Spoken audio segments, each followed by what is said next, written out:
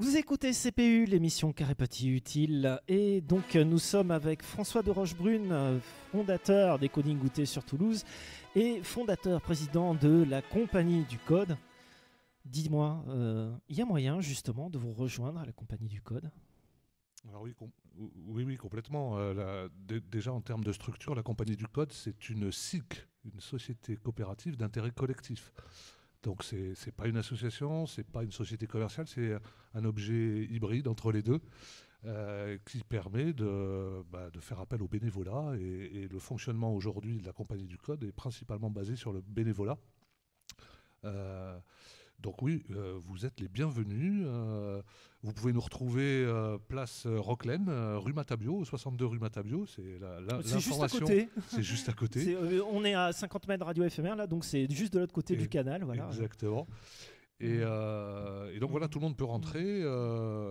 On a besoin de forces vives, si vous avez des projets, il n'y a pas forcément besoin d'être informaticien.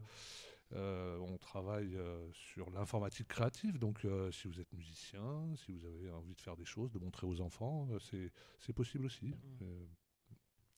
Et sinon sur Internet, bien sûr, lacompagnieducode.org. Est-ce que c'est facile d'expliquer aux parents que oui, un enfant, ça peut aller vers un échec dans un atelier et que ce n'est pas grave, qu'il n'y a pas besoin de réussir à chaque fois? Oui, en même temps, c'est la démarche du programmeur, quoi. Tout le temps, quoi. On essaye, on pose des lignes de code, on les teste, ça marche pas, on les corrige, on recommence. La programmation, c'est une succession d'échecs.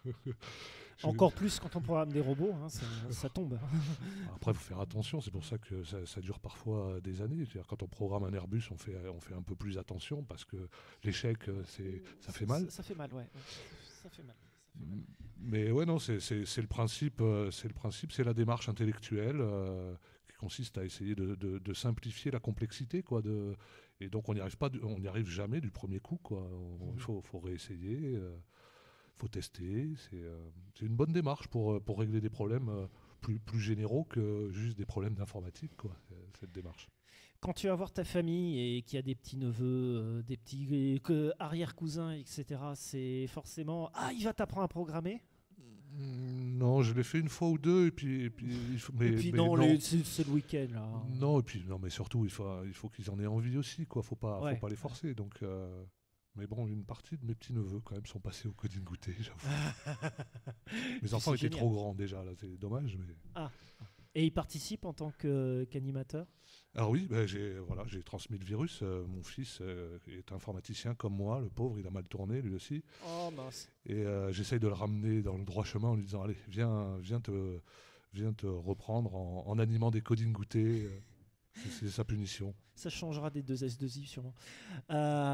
Est-ce que tu as eu un kiff énorme lors d'un Coding Goûter, le truc que tu pensais pas et que waouh?